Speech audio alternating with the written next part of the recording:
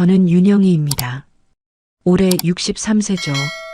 이 골목 끝자락에서 작은 찻집을 운영하고 있습니다. 매일 아침 7시면 일어나서 차를 우려내고 손님들을 맞이하는 게 제 일상이었어요. 그런데 그날은 좀 달랐습니다. 새벽 5시 반, 평소보다 일찍 일어난 저는 찻잎 상자를 옮기고 있었어요. 20kg짜리 상자가 3개나 되더군요. 나이가 드니까 예전처럼 힘이 나질 않습니다. 그래도 해야 할 일은 해야 하잖아요. 계단을 올라가는데 갑자기 발을 헛디뎠습니다. 아, 이건 정말 위험했어요. 상자가 떨어지면서 저도 함께 넘어질 뻔했거든요. 그 순간 누군가 뒤에서 상자를 받쳐주더라고요. 괜찮으세요? 뒤돌아보니 윗집에 사는 분이었습니다. 박준호 씨라고 66세 되셨다고 나중에 알았어요. 키가 크고 어깨가 넓은 그런 분이었습니다. 머리는 반백이지만 눈빛은 여전히 젊어 보이더라고요. 아이고, 죄송합니다. 괜찮아요. 제가 얼른 인사를 드렸죠. 그런데 박준호 씨는 말없이 상자를 들어주시더군요. 하나, 둘, 셋. 3개를 모두 제 찻집 앞까지 옮겨주셨어요. 무거운 걸 혼자 옮기시면 안 됩니다. 목소리가 낮고 차분했어요. 뭔가 믿음직스러운 느낌이 들었습니다. 저는 그분께 차 한 잔 대접하고 싶었지만 아직 준비도 안 된 상황이었거든요. 정말 감사합니다. 나중에 차 한 잔 드시러 오세요. 박준호 씨는 고개만 끄덕이고 가셨어요. 말수가 적은 분이구나 생각했습니다. 그런데 이상하게 마음에 남더라고요. 요즘 같은 세상에 이렇게 선뜻 도와주는 사람이 얼마나 되겠어요. 그분이 올라가는 뒷모습을 보면서 문득 궁금해졌습니다. 어떤 일을 하시는 분일까? 가족은 있으실까? 왜 이렇게 일찍 나오셨을까? 별별 생각이 다 들더군요. 찻집 문을 열고 들어가서 차를 우리는데도 자꾸 그분 생각이 났어요. 손이 거칠어 보였는데 뭔가 만들거나 고치는 일을 하시는 것 같았습니다. 그리고 눈빛이 참 따뜻했어요. 하지만 어딘가 쓸쓸해 보이기도 했죠. 오전 10시쯤 되니까 단골 손님들이 하나둘 들어오기 시작했습니다. 김 사장님, 이 여사님, 정 선생님. 모두 이 동네에서 오래 사신 분들이에요. 저도 이 찻집을 연 지 벌써 15년이 넘었거든요. 영희야, 아까 계단에서 누가 도와줬다며? 김 사장님이 물어보시더라고요. 이 동네는 참 좁아서 무슨 일이 있으면 금세 소문이 납니다. 저는 그냥 윗집 분이 도와주셨다고 대답했어요. 아, 박준호 씨? 그분 목공방 하시는 분이지. 손재주가 좋으셔. 이 여사님이 말씀하시길 박준호 씨는 이 동네에서 작은 목공방을 운영하신다고 했어요. 주로 가구 수리나 맞춤 제작을 하신다는군요. 그리고 부인을 몇 년 전에 여의셨다고 하시더라고요. 그 얘기를 듣는 순간 왜 그분이 쓸쓸해 보였는지 알 것 같았습니다. 저도 남편과 이혼한 지 10년이 넘었거든요. 혼자 사는 게 어떤 건지 잘 알죠. 특히 이런 골목에서는 더 외로울 거예요. 오후가 되자 비가 내리기 시작했습니다. 찻집 창문으로 내다보니 박준호 씨가 우산도 없이 걸어가시더군요. 어깨가 많이 젖어 있었어요. 저도 모르게 창문을 두드렸습니다. 우산 하나 빌려드릴까요? 박준호 씨가 고개를 들어 저를 봤어요. 잠깐 망설이시더니 고개를 저으셨습니다. 그리고는 손을 흔들며 괜찮다는 표시를 하고 가셨죠. 참 고집스러운 분이구나 생각했습니다. 그날 밤 찻집 정리를 하면서 계속 그분 생각이 났어요.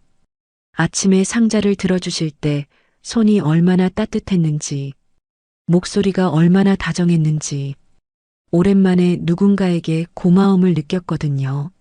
문득 거울을 보니 제 얼굴에 미소가 번지고 있더라고요. 아, 이런 기분이 언제만큼이었나 싶었습니다. 작은 도움 하나가 이렇게 마음을 움직일 줄은 몰랐어요. 그때는 몰랐습니다. 이게 시작일 줄은 말이죠. 그 다음 주 화요일이었습니다. 아침에 찻집 문을 열려고 하는데 뭔가 이상했어요. 간판이 기울어져 있더라고요. 바람이 세게 불었나 싶어 자세히 보니 나사가 빠져서 한쪽이 완전히 떨어져 있었습니다. 아이고, 이걸 어떻게 하지? 혼자 중얼거리며 간판을 올려다보고 있는데 뒤에서 익숙한 목소리가 들렸어요. 간판이 떨어졌네요. 박준호 씨였습니다. 손에는 공구 가방을 들고 계셨죠. 아마 목공방에 가시는 길이었나 봅니다. 저는 괜히 부끄러워졌어요. 또 도움을 받게 되다니. 네, 바람이 많이 불어서 그런가 봐요. 나중에 수리업체에 연락해 보려고요. 그런데 박준호 씨는 이미 공구 가방을 내려놓고 계셨습니다. 잠깐만 기다려 보세요. 금방 고쳐드릴게요. 정말 손이 빨랐어요. 드릴로 구멍을 뚫고 새 나사를 박는 모습이 너무나 자연스러웠습니다. 15분도 안 되어서 간판이 말끔히 고쳐졌죠. 저는 그 모습을 넋을 잃고 바라보고 있었어요. 이제 됐습니다. 나사를 조금 더 굵은 걸로 바꿔놨으니까 더 튼튼할 거예요. 박준호 씨가 공구를 정리하면서 말씀하셨어요. 이마에 살짝 땀이 맺혀 있었는데 왜 그렇게 멋있어 보이던지 저도 모르게 가슴이 두근거렸습니다. 정말 고맙습니다. 이번엔 꼭 차 한 잔 드시고 가세요. 저는 박준호 씨를 찻집 안으로 모셨어요. 가장 좋은 차를 내어드리고 싶었거든요. 우롱차를 우려서 건네드렸는데 박준호 씨가 한 모금 마시더니 눈을 크게 뜨셨어요. 정말 맛있네요. 이런 차는 처음 마셔봅니다. 20년 넘게 차를 우려왔거든요. 마음에 드신다니 다행이에요. 그때부터 조금씩 대화가 늘어나기 시작했습니다. 박준호 씨는 생각보다 말씀을 잘하셨어요. 다만 필요한 말만 하는 스타일이었죠. 저는 그런 모습이 더 좋았습니다. 일주일 후 또 다른 일이 있었어요. 아파트 엘리베이터에서 박준호 씨와 마주쳤습니다. 저는 새로 산 화분을 들고 있었는데 제법 큰 것이었어요. 자스민 화분이었죠. 몇 층이세요? 박준호 씨가 버튼을 눌러주시겠다고 하시더라고요. 4층이라고 말씀드렸는데 그분도 같은 4층이셨나 봅니다. 아, 그러고 보니 목공방이 4층에 있다고 들었던 것 같아요. 엘리베이터가 올라가는데 갑자기 덜컹하더니 멈췄어요. 그 순간 제가 들고 있던 화분이 앞으로 기울어졌습니다. 아, 이러면 화분이 떨어져서 깨질 거라고 생각했죠. 그런데 박준호 씨가 순식간에 화분을 잡아주셨어요. 저도 놓치지 않으려고 꽉 잡고 있었는데 그만 박준호 씨 손과 제 손이 겹쳐졌습니다. 따뜻했어요. 정말 따뜻하고 든든했습니다. 손바닥이 조금 거칠긴 했지만 그게 오히려 더 좋았어요. 일하는 사람의 손이구나 싶었거든요. 저희는 그렇게 몇 초간 서로를 바라봤습니다. 박준호 씨의 눈빛이 참 깊었어요. 뭔가 말하고 싶어 하는 것 같았는데 말은 안 하시더라고요. 저도 마찬가지였습니다. 가슴이 쿵쾅쿵쾅 뛰고 있었어요. 바로 그때였습니다. 어머, 두 분 연애하시나 봐요? 뒤에서 누군가 장난스럽게 말하는 소리가 들렸어요. 돌아보니 3층에 사는 이 아주머니였습니다. 언제 엘리베이터에 타셨는지도 몰랐네요. 순간 제 얼굴이 화끈 달아올랐습니다. 정말 뜨거웠어요. 귀끝까지 빨개진 게 느껴졌죠. 어떻게 대답해야 할지 몰라서 그냥 고개를 숙였어요. 박준호 씨는 어떻게 반응하실까 궁금해서 슬쩍 올려다봤는데 놀랍게도 미소를 지으시고 계셨어요. 말은 안 하시지만 그 미소가 참 따뜻했습니다. 화를 내거나 당황하지도 않으시더라고요. 아니에요. 그냥 화분이 떨어질 뻔해서. 제가 얼른 변명을 했지만 목소리가 떨렸어요. 이 아주머니는 더 재미있다는 듯이 웃으셨죠. 아이고, 부끄러워하네. 나이가 들수록 좋은 사람 만나기 어려운데 두 분 참 잘 어울려요. 엘리베이터가 4층에 도착했습니다. 박준호 씨가 먼저 내리시면서 화분을 받아주셨어요. 저도 황급히 따라 내렸죠. 문이 닫히면서 이 아주머니가 윙크를 하고 가셨어요. 죄송합니다. 이 아주머니가 워낙 말씀이 많으셔서 제가 사과를 드렸는데 박준호 씨는 천천히 고개를 저으셨어요. 괜찮습니다. 화분은 괜찮나요? 정작 본인은 신경 안 쓰시면서 화분 걱정을 해주시더라고요. 그 모습이 또 마음에 들었어요. 자스민 향이 은은하게 퍼지는 게 마치 이 순간을 축복하는 것 같았습니다. 네, 덕분에 무사해요. 정말 감사해요. 박준호 씨는 또 그 따뜻한 미소를 지으시고는 목공방 쪽으로 걸어가셨어요. 저는 그 뒷모습을 한참 바라보고 있었습니다. 어깨가 정말 든든해 보였어요. 그날 밤 화분을 창가에 놓고 물을 주면서 자꾸 오늘 일이 생각났어요. 손이 겹쳤던 순간 박준호 씨의 따뜻한 미소, 이 아주머니의 농담까지 모든 게 꿈 같았습니다. 혹시 이 아주머니 말이 맞는 건 아닐까? 그런 생각도 들었어요. 아니, 말도 안 되는 소리죠. 저희는 그냥 이웃일 뿐이에요. 하지만 가슴 한편이 계속 설레는 건 어쩔 수 없었습니다. 며칠 후 저는 용기를 내어 박준호 씨께 말씀드렸어요. 간판도 고쳐주시고 화분도 잡아주시고 이렇게 도움만 받을 수는 없잖아요. 준호 씨, 시간 되실 때 찻집에 오셔서 차 한 잔 천천히 마시고 가세요. 제대로 대접하고 싶어서요. 박준호 씨는 잠시 망설이시더니 고개를 끄덕이셨어요. 그런데 이상하게도 표정이 어둡더라고요. 뭔가 부담스러워 하시는 것 같았습니다. 괜찮습니다. 제가 할 일을 했을 뿐이에요. 아니에요. 이웃끼리 서로 도우며 사는 거죠. 꼭 오세요. 결국 토요일 오후에 오시기로 했습니다.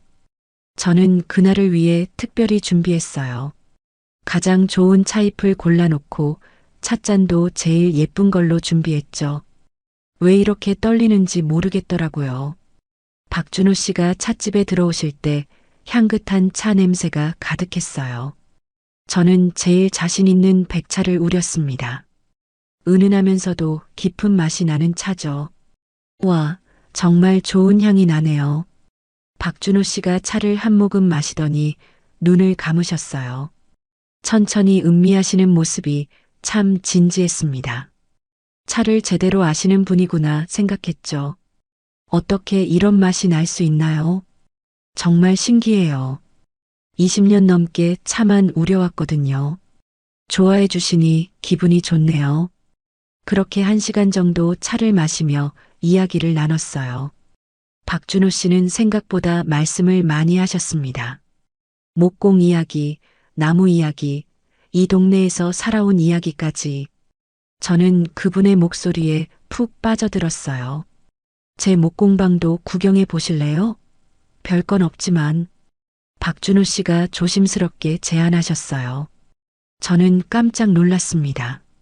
그분이 먼저 이런 말씀을 하실 줄은 몰랐거든요. 물론 기꺼이 따라 나섰죠. 목공방은 4층 끝쪽에 있었어요. 문을 열자마자 나무 냄새가 확 풍겨 나왔습니다.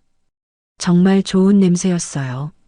소나무, 참나무, 오동나무까지 여러 종류의 나무가 정리되어 있더라고요. 와, 정말 멋있어요. 벽에는 여러 가지 공구들이 가지런히 걸려 있었고 한쪽에는 만들다 만 의자와 탁자가 놓여 있었어요.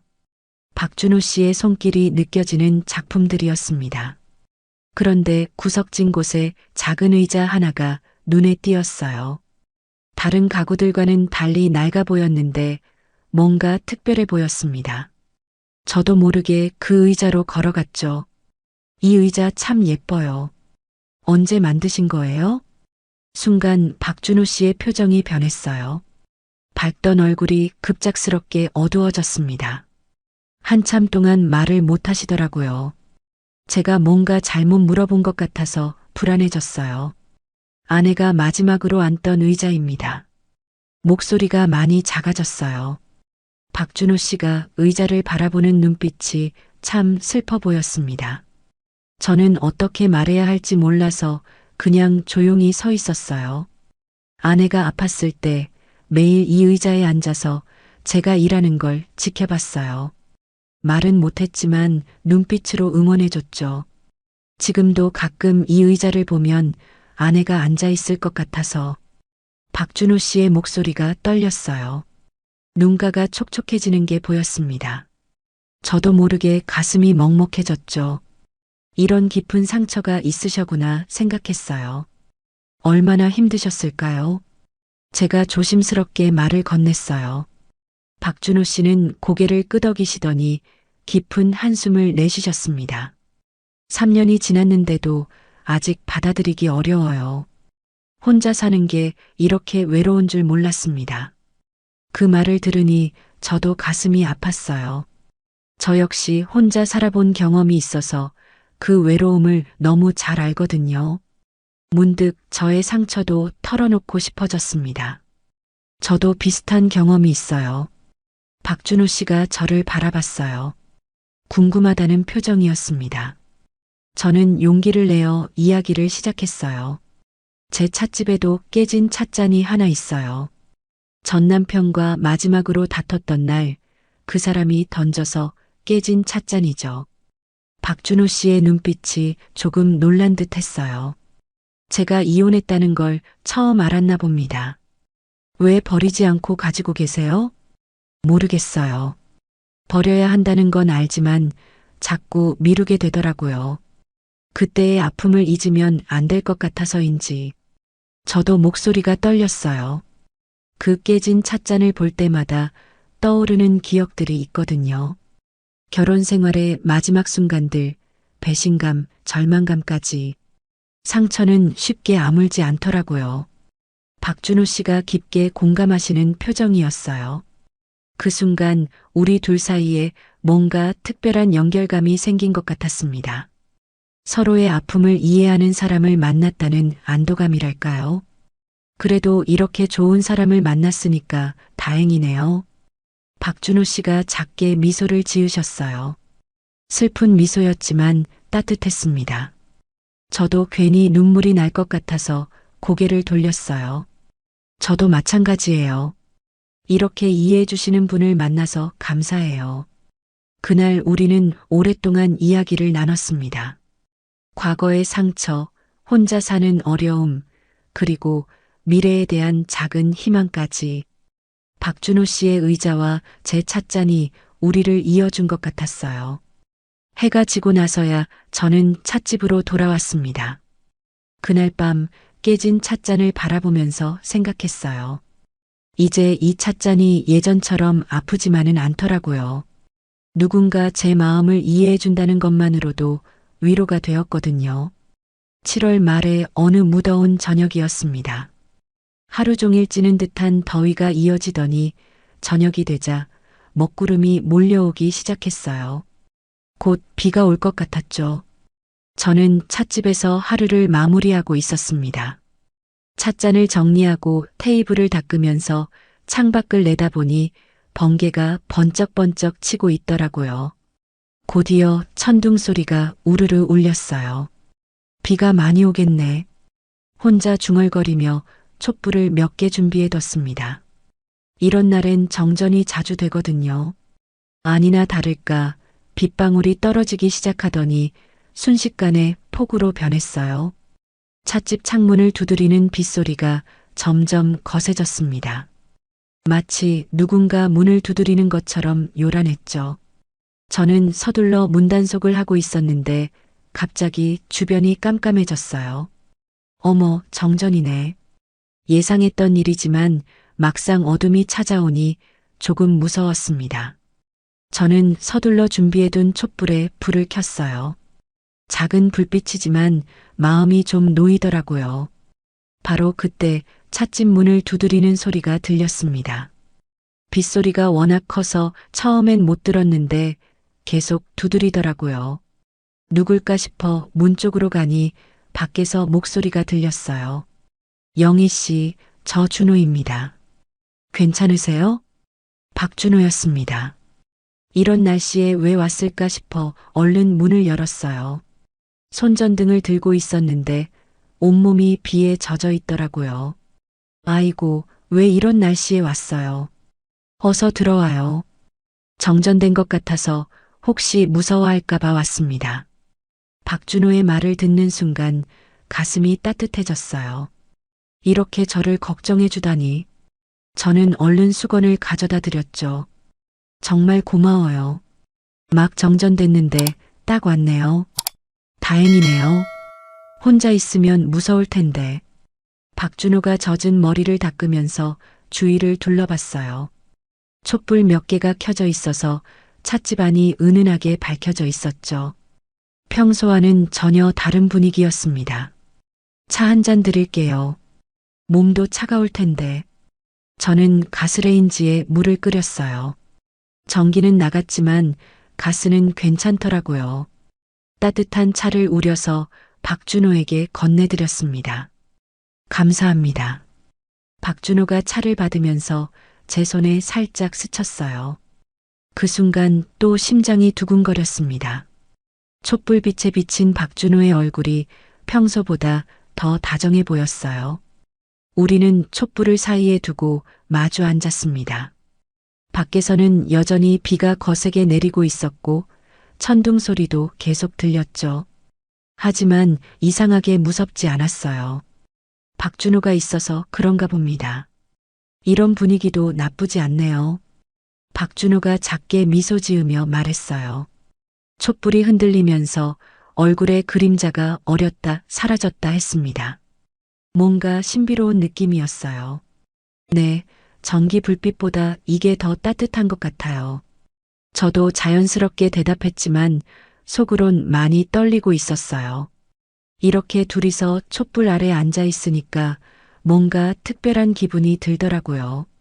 한참 조용히 차를 마시고 있는데 갑자기 엄청난 천둥 소리가 울렸습니다. 정말 크게 울렸어요. 마치 하늘이 갈라지는 것 같았죠. 으악! 저는 깜짝 놀라서 소리를 질렀어요. 너무 무서워서 반사적으로 박준호의 손목을 붙잡았습니다. 꽉 잡고 있었죠. 박준호의 손목이 정말 튼튼하더라고요. 따뜻하고 든든했어요. 제가 당황해서 그러고 있는데 박준호는 전혀 놀라지 않았어요. 오히려 저를 안심시켜 주려고 했죠. 괜찮습니다. 박준호가 차분한 목소리로 말하면서 제 손을 부드럽게 감싸 주었어요. 두 손으로 제 손을 완전히 감싸 안았죠. 제가 있습니다. 그 말을 들으니 정말 안심이 되었어요. 박준호의 손이 얼마나 따뜻한지, 그리고 그 말 한마디가 얼마나 든든한지, 제 가슴이 쿵쾅쿵쾅 뛰기 시작했습니다. 박준호도 저를 바라보고 있었어요. 촛불빛 때문인지 눈빛이 평소보다 더 깊어 보였습니다. 뭔가 말하고 싶어 하는 것 같았는데 말은 안 하더라고요. 저도 마찬가지였어요. 가슴이 너무 빨리 뛰어서 말을 할 수가 없었거든요. 그냥 서로를 바라보며 손을 잡고 있었죠. 시간이 멈춘 것 같았어요.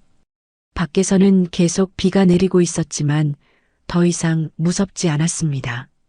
박준호의 따뜻한 손길과 든든한 말 한마디가 모든 걸 괜찮게 만들어 주었거든요. 정말 고마워요. 겨우 목소리를 내어 말했어요. 박준호는 고개를 끄덕이면서 여전히 제 손을 잡고 있었습니다. 그때부터 우리 사이의 공기가 달라졌어요. 뭔가 더 가깝고 특별한 느낌이랄까요? 예전처럼 그냥 이웃이 아니라 서로에게 특별한 사람이 된 것 같았습니다. 비는 1시간 넘게 더 내렸지만 저희는 그 시간이 전혀 지루하지 않았어요. 때로는 이야기를 나누고 때로는 조용히 촛불을 바라보며 함께 있었죠. 그 시간이 참 소중했습니다. 그 후로 며칠간 저와 박준호 사이에는 미묘한 변화가 있었어요. 엘리베이터에서 마주치면 예전보다 더 오래 대화했고 서로를 바라보는 시간도 길어졌죠. 그 포구 쳤던 날 밤이 우리에게 뭔가 특별한 의미를 주었나 봅니다. 그런데 이런 평온한 시간이 오래 갈 수는 없었어요. 수요일 오후였습니다. 저는 평소처럼 찻집에서 차를 우리고 있었는데 동네 미용실을 운영하는 정자가 들어왔어요. 정자는 이 동네 소식통이거든요. 무슨 일만 있으면 누구보다 빨리 알아내는 분이죠. 영희야, 잠깐 나와봐. 정자가 저를 손짓해서 밖으로 불렀어요. 표정이 심각해서 무슨 일인가 싶었습니다. 저는 앞치마를 벗고 밖으로 나갔죠. 왜 그래요? 무슨 일이에요? 이거 말해야 하나 말아야 하나 고민했는데. 정자가 주위를 둘러보더니 제 귀에 대고 속삭였어요. 박준호 씨 말이야, 목공방 비 때문에 곧 문 닫는데. 그 순간 머리가 하얘졌어요. 뭔가 귀를 잘못 들은 것 같았습니다. 뭐라고요? 빚이요? 응. 내가 들은 바로는 목공방 운영하면서 장비 사느라 대출을 많이 받았는데 일거리가 줄어들어서 갚기 어려워졌다는 거야.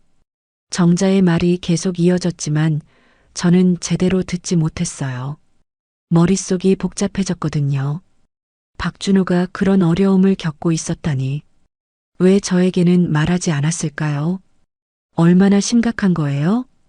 글쎄, 정확한 건 모르겠지만 꽤 큰 금액이라고 하더라고. 이미 몇 달째 연체 상태라던데. 정자의 말을 들으니 갑자기 불안해졌어요. 박준호가 그런 걱정을 하면서도 저에게는 태어난 척 했구나 싶었죠. 그러고 보니 최근에 표정이 조금 어두워 보인 적이 있었어요. 확실한 건가요? 내가 미용실 하면서 들은 얘기니까 거의 맞을 거야. 요즘 박준호 씨 얼굴이 많이 어두워 보이지 않아? 그 말을 들으니 정말 그런 것 같았어요. 며칠 전부터 박준호를 만났을 때 뭔가 피곤해 보였거든요. 저는 단순히 일이 바빠서 그런가 보다 했는데 이런 일이 있었구나 싶었습니다. 영희야, 너 혹시 박준호 씨랑 가까워진 거 아니야? 요즘 두 사람 사이가 심상치 않다고 소문났더라고. 정자가 의미심장하게 웃으며 말했어요. 저는 얼굴이 빨개지는 걸 느꼈습니다. 아니에요. 그냥 이웃 사이일 뿐이에요. 에이, 누가 봐도 그게 아닌데. 어쨌든 조심해. 빚 문제는 복잡한 거거든. 정자는 그렇게 말하고 자리를 떠났어요. 저는 한동안 그 자리에 서 있었습니다. 머릿속이 너무 복잡했거든요. 박준호가 정말 그런 어려움을 겪고 있다면 저에게 왜 말하지 않았을까요? 그날 저녁 찻집 정리를 마치고 집으로 올라가는 길이었어요. 아파트 앞 주차장을 지나가는데 익숙한 목소리가 들렸습니다. 박준호의 목소리였어요. 뭔가 이상해서 살짝 숨어서 봤더니 박준호가 낯선 남자 두 명과 이야기하고 있었어요. 정확히는 둘러싸여 있다는 표현이 맞겠네요. 박 사장님, 언제까지 이럴 거예요? 한 남자가 거친 목소리로 말했어요. 정장을 입고 있었는데 뭔가 무서워 보였습니다.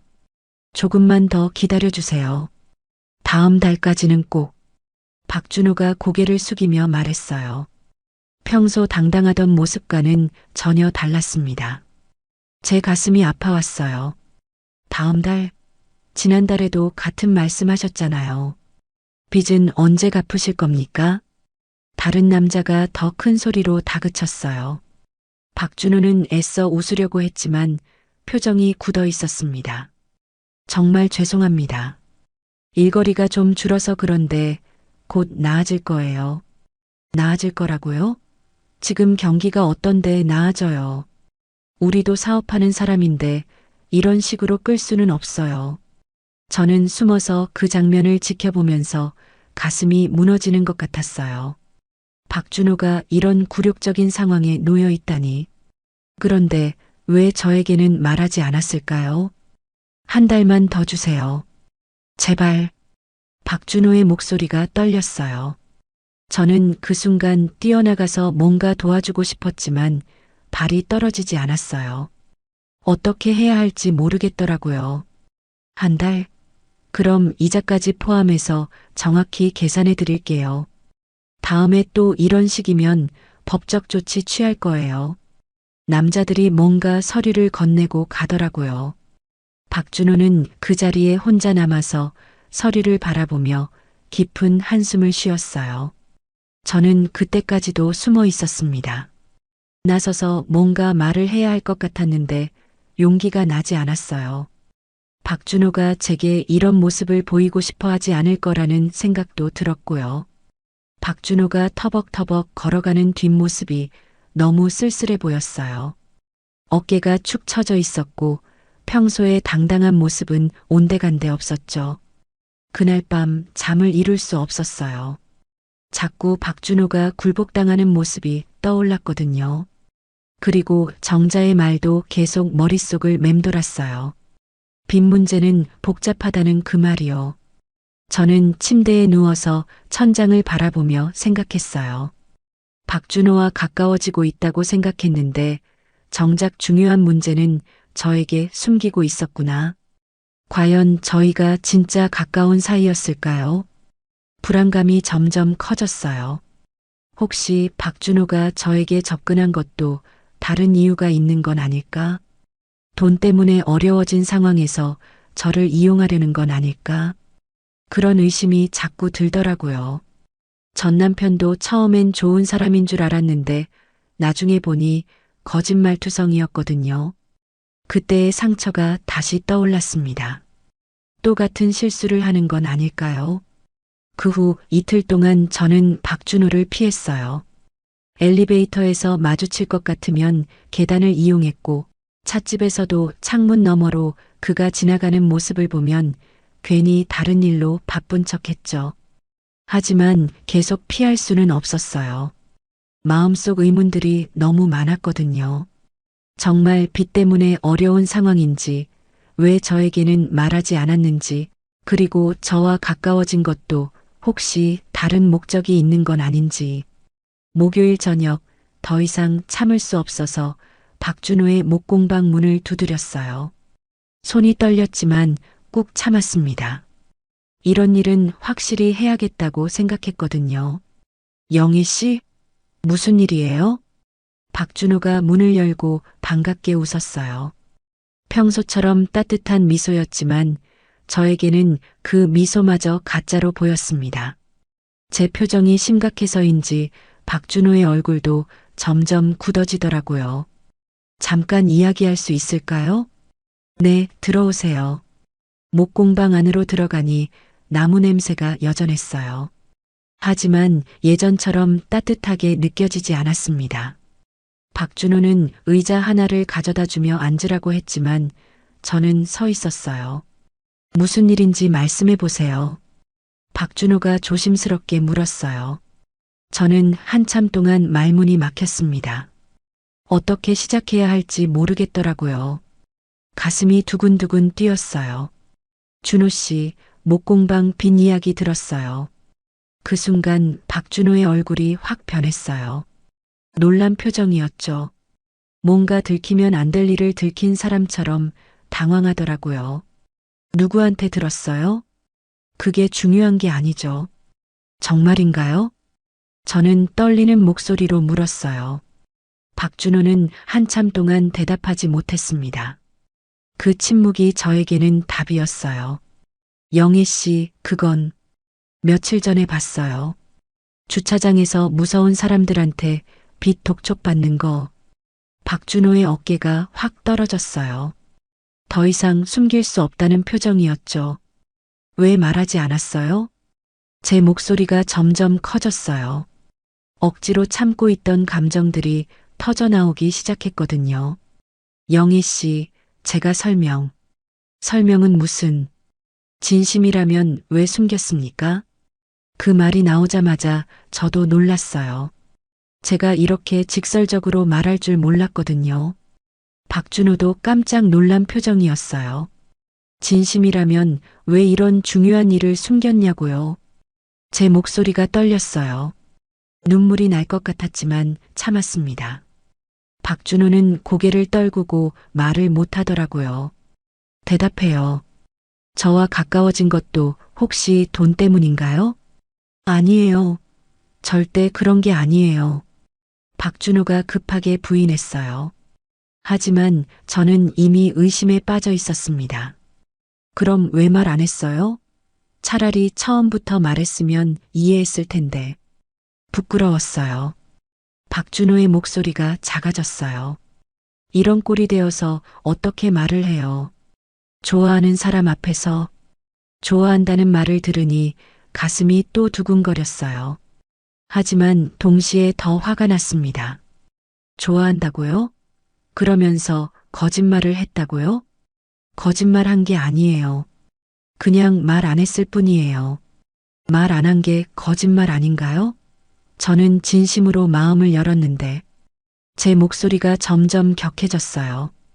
박준호는 계속 고개를 숙이고 있었습니다. 영희 씨, 정말 죄송해요. 말하려고 했었어요. 하지만 뭐요? 돈 문제 해결되면 말할 생각이었어요? 박준호가 고개를 들었어요. 눈이 빨갛더라고요. 아니에요. 그냥 창피해서 못했어요. 이런 모습 보이기 싫어서. 그 말을 들으니 더 속상했어요. 저를 그 정도로밖에 생각 안 했다는 뜻이잖아요. 창피해서요? 저를 뭘로 보는 거예요? 영희 씨, 오해예요. 오해가 아니에요. 저한테 진심이었다면 이런 일도 함께 나눴어야죠. 저는 과거의 기억들이 떠올랐어요. 전 남편도 처음엔 좋은 사람인 척 했었거든요. 빚이 있다는 것도 결혼하고 나서야 알았고 바람 피우는 것도 나중에 알았어요. 전 남편도 그랬어요. 제가 중얼거리듯 말했어요. 뭐라고요? 전 남편도 처음엔 좋은 사람인 척 했어요. 빚도 숨기고 바람도 숨기고. 박준호의 얼굴이 창백해졌어요. 영희 씨, 저는 그런 사람 아니에요. 어떻게 믿어요? 벌써 한 번 속였는데. 속인 게 아니라고요. 박준호가 큰 소리를 냈어요. 저는 깜짝 놀랐습니다. 그동안 한 번도 목소리 높인 걸 본 적 없었거든요. 죄송해요. 소리 지르려던 게 아니었어요. 박준호가 다시 조용해졌어요. 하지만 저는 이미 마음을 정했습니다. 준호 씨, 저는 또다시 상처받을 수 없어요. 영희 씨, 한 번 속으면 바보고 두 번 속으면 바보 중에 바보라고 하잖아요. 제 목소리가 차가워졌어요. 박준호가 절망적인 표정으로 저를 바라봤습니다. 제발 한 번만 더 기회를 주세요. 기회요? 지금까지도 충분한 기회였어요. 저는 돌아서려고 했어요. 더 이상 이 대화를 계속할 수 없었거든요. 영희 씨, 정말 죄송해요. 제가 잘못했어요. 박준호가 뒤에서 애타게 부르더라고요. 하지만 저는 뒤돌아보지 않았어요. 앞으로는 서로 인사만 하고 지내요. 더 이상은 어려울 것 같아요. 그 말을 하고 목공방을 나왔어요. 문을 닫는 순간 박준호의 한숨 소리가 들렸습니다. 가슴이 아팠지만 참았어요. 계단을 내려오면서 눈물이 났어요. 정말 오랜만에 마음을 열었었는데, 정말 오랜만에 설렜었는데, 하지만 또 배신당한 기분이었습니다. 집에 들어와서 거울을 보니 눈이 빨갛게 부어 있었어요. 이런 제 모습이 한심하다는 생각도 들었지만 어쩔 수 없었습니다. 더 깊이 빠지기 전에 정리하는 게 맞다고 생각했거든요.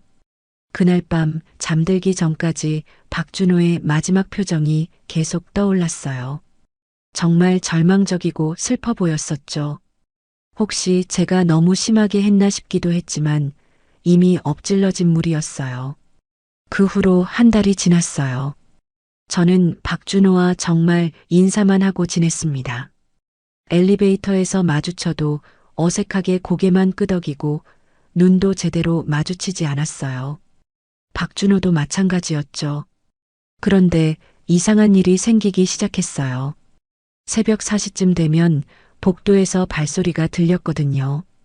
처음엔 누군가 출근하는 소리려니 했는데 매일 같은 시간에 들리더라고요. 어느 날 너무 궁금해서 조심스럽게 문을 열어봤어요. 복도 끝에서 박준호가 청소 도구를 들고 나오는 모습이 보였습니다. 새벽 청소 일을 하는 건가 싶었죠. 며칠 뒤 정자가 또 찻집에 왔어요. 이번엔 다른 소식을 가지고 왔더라고요. 영희야, 박준호 씨 목공방 닫았다더라. 뭐라고요? 저는 깜짝 놀랐어요. 목공방을 닫았다니. 응, 지난주에 완전히 정리했대. 그리고 지금은 새벽에 사무실 청소 일하고 있다더라고. 정자의 말을 듣고 제가 새벽에 들었던 발소리가 떠올랐어요. 정말 박준호였구나 싶었습니다. 왜 갑자기 목공방을 닫았을까요? 빚 때문이겠지. 목공방으로는 도저히 빚을 갚을 수 없으니까 아예 정리하고 다른 일 시작한 거 아닐까? 그날부터 저는 새벽 발소리에 더 신경이 쓰였어요. 매일 새벽 4시면 박준호가 청소 일을 하러 나가는 소리가 들렸거든요. 그리고 오후 3시쯤 되면 집으로 돌아오는 발소리도 들렸고요. 일주일 후 엘리베이터에서 박준호와 마주쳤어요. 얼굴이 많이 야위어 있었어요. 새벽 일을 하니까 잠도 제대로 못 자는 것 같더라고요. 안녕하세요. 박준호가 조심스럽게 인사했어요. 저도 고개를 끄덕였죠. 그런데 박준호가 뭔가 말하려는 듯 머뭇거리더라고요. 영희 씨, 잠깐 시간 괜찮으세요? 네. 할 말이 있어요. 저는 망설였어요. 다시 얽히고 싶지 않았거든요. 하지만 박준호의 표정이 너무 진지해서 거절할 수 없었습니다. 목공방 정리했어요. 박준호가 첫마디를 꺼냈어요. 들었어요. 빚을 제대로 갚으려고요. 목공방으로는 한계가 있더라고요. 박준호의 목소리가 담담했어요. 예전처럼 변명하려는 느낌이 아니었죠. 지금은 새벽에 청소 일하고 있어요. 하루에 8만 원 정도 벌어요. 갑자기 구체적인 금액까지 말하니까 당황스러웠어요. 왜 저한테 그런 얘기를 숨기지 않으려고요. 박준호가 제 눈을 똑바로 봤어요. 영애 씨가 맞는 말 했어요. 진심이라면 숨기면 안 되죠. 그 말을 듣고 가슴이 뜨끔했어요. 지금 빚이 1,200만 원 남았어요. 새벽 청소일로 한 달에 240만 원 정도 벌 수 있거든요. 생활비 빼고 180만 원씩 갚으면 7개월 후면 다 갚을 수 있어요. 박준호가 계산기로 계산한 것처럼 정확하게 말했어요. 정말 치밀하게 계획을 세운 것 같았습니다. 왜 저한테 이런 얘기를 해요? 영애 씨한테 더 이상 숨기고 싶지 않아서요. 박준호의 목소리가 간절했어요. 7개월 후에 빚을 다 갚으면 그때 다시 말씀드릴게요. 이제는 숨김없이 함께 살아보고 싶다고. 그 말을 듣고 저는 아무 말도 할 수 없었어요. 박준호가 정말 변했구나 싶었거든요. 지금은 말할 자격이 없다는 거 알아요. 하지만 기다려주시면 좋겠어요. 박준호가 그렇게 말하고 엘리베이터에서 내렸어요. 저는 한참 동안 그 자리에 서 있었습니다. 그 다음 날부터 저는 박준호를 다른 시각으로 보기 시작했어요. 새벽 4시에 나가는 발소리, 오후 3시에 돌아오는 발소리. 그 모든 게 빚을 갚기 위한 노력이구나 싶었죠. 한 달이 더 지났어요. 어느 오후 찻집에서 차를 우리고 있는데 창밖으로 박준호가 집으로 돌아오는 모습이 보였어요. 청소복을 입고 있었는데 땀에 흠뻑 젖어 있더라고요. 여름 더위에 새벽부터 청소 일을 하니까 얼마나 힘들까 싶었어요. 그런데 박준호의 뒷모습이 예전보다 더 당당해 보였습니다. 뭔가 떳떳한 느낌이랄까요? 며칠 후 정자가 또 소식을 가져왔어요. 박준호 씨, 정말 성실하게 일한다더라. 청소하는 사무실 직원들이 다 칭찬해. 그래요? 응, 맡은 일은 완벽하게 하고 시간도 정확하게 지킨다고. 그리고 빚도 매달 꼬박꼬박 갚고 있다던데. 정자의 말을 들으니 마음 한편이 뿌듯했어요. 박준호가 정말 약속을 지키고 있구나 싶었거든요. 그날 저녁 또 엘리베이터에서 마주쳤어요. 박준호가 청소 일을 마치고 돌아오는 길이었나 봅니다. 얼굴에 땀이 맺혀 있었는데도 표정이 밝더라고요. 오늘 빚도 갚았어요. 박준호가 먼저 말을 걸었어요. 180만 원. 이제 840만 원 남았어요. 왜인지 모르겠지만 제 가슴이 따뜻해졌어요. 박준호가 정말 계획대로 해나가고 있구나 싶었죠. 힘들지 않아요? 저도 모르게 걱정하는 말이 나왔어요. 힘들어도 해야죠. 영애 씨한테 약속했으니까. 박준호가 웃으며 대답했어요. 그 웃음이 예전처럼 억지스럽지 않고 진짜 웃음 같았어요. 엘리베이터에서 내리기 전에 박준호가 말했어요. 5개월만 더 기다려주세요. 그 말을 듣고 저는 고개를 끄덕일 수밖에 없었어요. 그날 밤 창문으로 내다보니 박준호가 베란다에서 빨래를 널고 있었어요. 청소복을 빨고 있더라고요. 그 모습을 보니까 눈시울이 뜨거워졌어요. 정말 혼자서 모든 걸 감당하고 있구나. 그리고 저와의 약속도 지키려고 노력하고 있구나. 그런 생각이 들면서 마음 한구석이 찡해왔습니다. 1년이 흘렀습니다. 정확히 말하면 1년 2개월이었어요. 그동안 박준호는 정말 꾸준했어요. 매일 새벽 4시에 나가서 청소 일을 하고 오후 3시에 집으로 돌아오고 매달 빚을 갚는 일을 반복했죠. 저도 그 시간을 그냥 보낸 건 아니었어요. 처음엔 박준호를 의심했지만 시간이 지날수록 그의 진심을 느낄 수 있었거든요. 약속을 지키는 사람이구나. 정말 변했구나. 그런 생각이 들었어요. 그 사이 저희는 가끔 엘리베이터에서 마주쳤어요. 처음엔 서먹했지만 점점 자연스러워졌죠.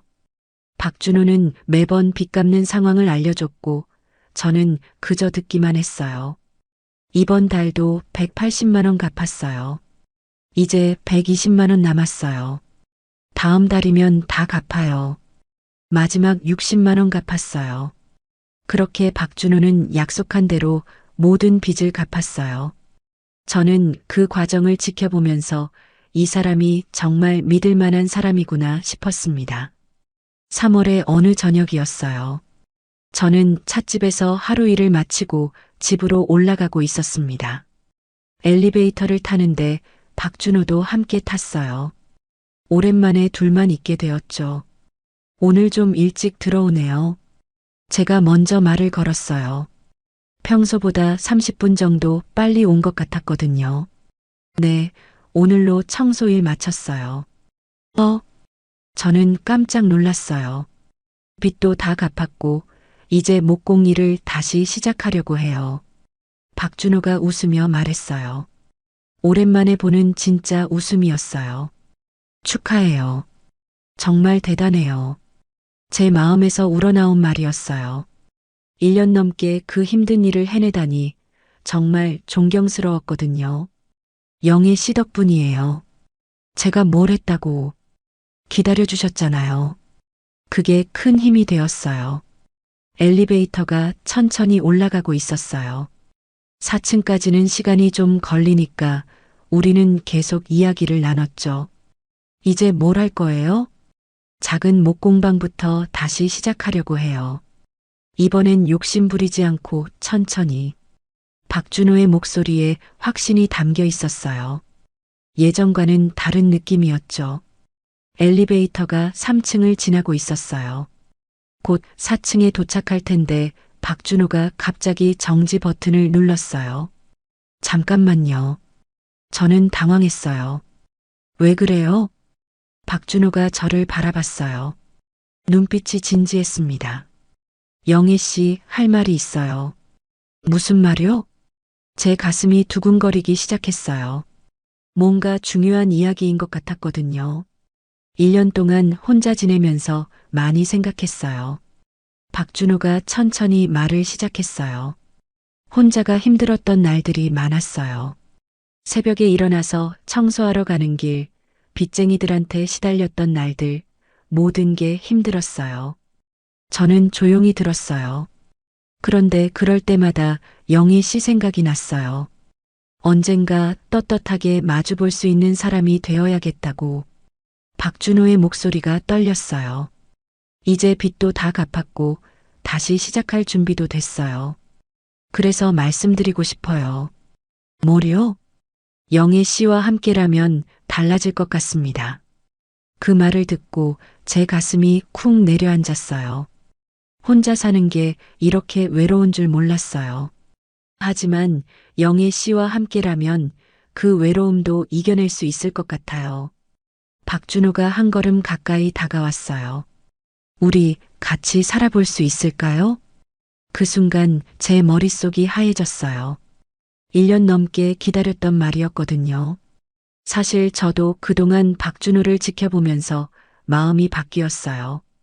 처음엔 배신감 때문에 화가 났지만 시간이 지나면서 그의 진심을 느낄 수 있었거든요. 매일 새벽에 일하러 가는 발소리를 들으며 이 사람이 얼마나 성실한지 알았어요. 영애 씨, 박준호가 제 이름을 불렀어요. 저는 잠시 눈을 감았다 떴습니다. 마음을 정리하고 싶었거든요. 그동안의 시간들이 주마등처럼 지나갔어요. 처음 계단에서 도움을 받았던 날, 찻집에서 차를 마시던 날, 목공방에서 상처를 나누던 날, 촛불 아래에서 손을 잡았던 날, 그리고 빚 때문에 다퉜던 날, 박준호가 새벽 청소 일을 시작한 날, 조금씩 마음을 열어가던 날들까지 모든 기억이 소중했어요. 힘들었지만 그 시간이 있었기에 지금의 우리가 있는 거죠. 저는 천천히 고개를 끄덕였어요. 박준호의 얼굴이 환해졌어요. 정말 오랜만에 보는 환한 미소였죠. 정말요? 네, 함께 살아봐요. 제 대답을 듣고 박준호가 깊은 한숨을 내쉬었어요. 안도의 한숨이었던 것 같아요. 감사합니다. 정말 감사해요. 박준호가 제 손을 잡았어요. 1년 전 폭우 치던 날만큼이나 따뜻했어요. 이번엔 숨기지 않을게요. 모든 걸 함께 나누면서 살아가요. 네, 그래요. 우리는 서로를 바라보며 미소 지었어요. 엘리베이터 안에 작은 공간이었지만 세상에서 가장 따뜻한 곳 같았습니다. 박준호가 정지 버튼을 해제했어요. 엘리베이터가 다시 움직이기 시작했죠. 4층에 도착했을 때 우리는 여전히 손을 잡고 있었어요. 문이 열리고 우리는 함께 나왔어요. 복도에서 각자의 집으로 가기 전에 박준호가 말했어요. 내일부터는 정말 다른 시작이 될 것 같아요. 그럴 것 같아요. 저도 그렇게 대답했어요. 63세와 66세, 늦은 나이에 시작하는 사랑이었지만 그래서 더 소중했습니다. 그날 밤 잠들기 전에 창문으로 밖을 내다봤어요. 박준호의 집에도 불이 켜져 있더라고요. 아마 저와 같은 마음일 거예요. 새로운 시작에 대한 설렘과 기대감 말이죠. 황혼의 나이에 찾은 새로운 인연. 이제 진짜 시작이었습니다. 이었습니다. 이었습니다. 이었습니다.